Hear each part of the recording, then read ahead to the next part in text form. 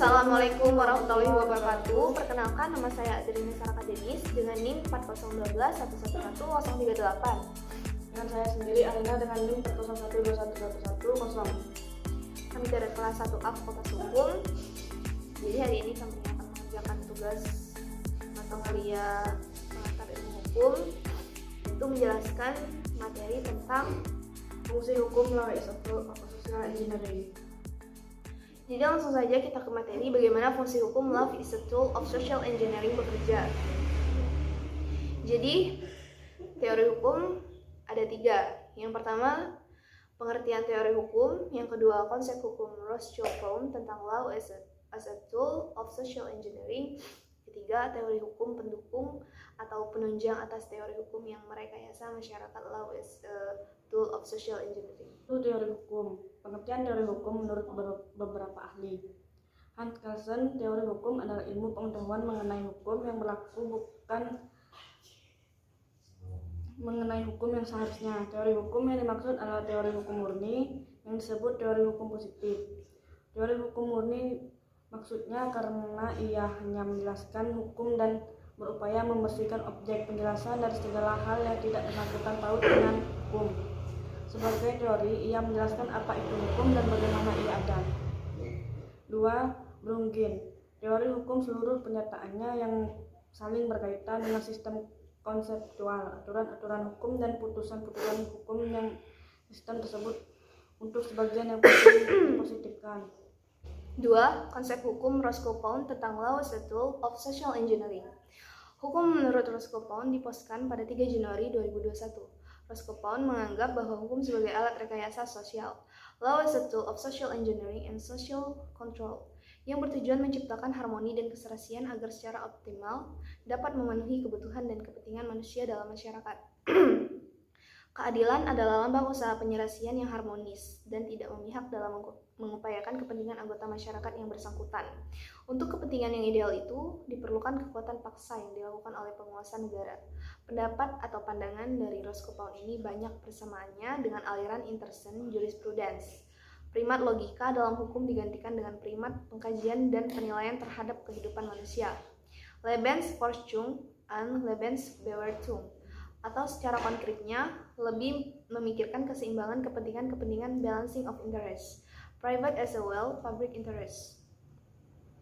Roscoe-Pound juga berpendapat bahwa living law merupakan sintesis dari tesis positivisme, hukum, dan antithesis mazhab sejarah.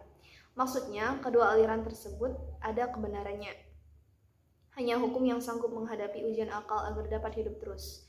Yang menjadi unsur-unsur kekal dalam hukum itu hanyalah pernyataan-pernyataan akal yang terdiri dari atas pengalaman dan diuji oleh pengalaman. Pengalaman dikembangkan oleh akal dan akal diuji oleh pengalaman. Tidak ada sesuatu yang dapat bertahan sendiri di dalam sistem hukum. Hukum adalah pengalaman yang diatur dan dikembangkan oleh akal, yang diumumkan dengan berwibawa oleh badan-badan yang membuat undang-undang atau mensahkan undang-undang dalam masyarakat yang berorganisasi politik dibantu oleh kekuasaan bermasyarakat itu. 3. Teori hukum pendukung atau penunjang atas teori hukum yang merekayasa masyarakat, law as a tool of social engineering. Teori hukum yang dapat merekayasa masyarakat, di mana menurut Hans Kelsen, validitas dan efektivitas hukum adalah suatu kesatuan. Validitas hukum berarti norma hukum itu meningkat. Semua orang harus mematuhi dan menerapkan norma hukum. Efektivitas hukum berarti semua orang harus bertindak sesuai hukum yang ada. Hubungan keduanya sangat penting. Norma dianggap valid bukan karena berlaku atau bersifat efektif, tetapi bila norma masuk ke dalam sistem norma dan masuk ke ketatanan yang efektif, jadi efektivitas adalah kondisi dari validitas, bukan alasan. Teori validitas adalah teori penting dalam ilmu hukum. Berikut syarat kaidahnya. A. Dirumuskan ke dalam berbagai bentuk undang-undang. B. Dibuat secara sah. C. Aturan hukum tidak mungkin dibatalkan. D. Tidak ada cacat yuridis terhadap aturan formal. E. Harus dapat diterapkan oleh semua badan penerap hukum. F. Dapat diterima dan dipatuhi oleh masyarakat. G. Sesuai dengan jiwa bangsa. Menurut teori validitas hukum, maka kaidah hukum tidak dapat ditakar dengan kaidah moral ataupun politik.